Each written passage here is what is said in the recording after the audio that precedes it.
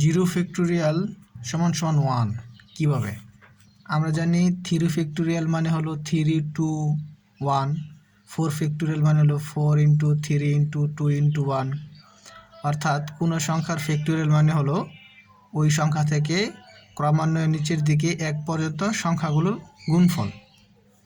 তাহলে 1 ফ্যাক্টোরিয়াল মানে 1 হবে, কিন্তু 0 ফ্যাক্টোরিয়াল ইজ ইকুয়াল টু 1।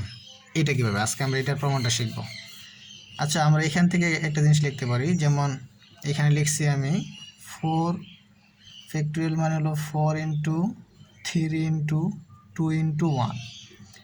আবার খেয়াল করে দেখুন, এখানে লিখছি 3 ফ্যাক্টোরিয়াল মানে 3 × 2 × 1। তাহলে এই যে 3 × 2 × 1, এটার পরিবর্তে আমি এখানে লিখতে পারি 3 ফ্যাক্টোরিয়াল। ঠিক আছে না?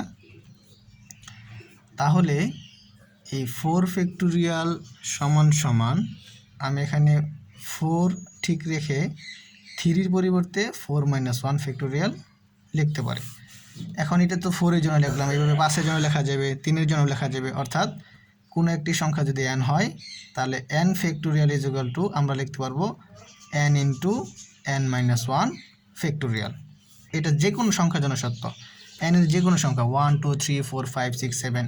তাহলে আমি এখানে n এর পরিবর্তে যদি 1 বসাই দিই, তাহলে 1 ফ্যাক্টোরিয়াল ইজ ইকুয়াল টু হবে 1 গুণন 1 - 1 ফ্যাক্টোরিয়াল। তাহলে 1 ফ্যাক্টোরিয়াল এই বসে ঠিক রাখলাম, এখানে 1ও ঠিক রেখে 1 - 1 ইজ ইকুয়াল টু 0 ফ্যাক্টোরিয়াল। এখন আমরা জানি 1-এর সাথে যদি কোনো কিছু গুণ করা হয় তাহলে ওইটাই থাকে। তাহলে 1 × 0 ফ্যাক্টোরিয়াল মানে 0 ফ্যাক্টোরিয়াল।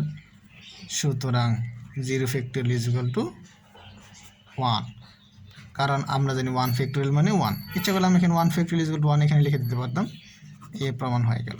তাহলে 0 ফ্যাক্টোরিয়াল ইজ ইকুয়াল টু 1 প্রমাণিত।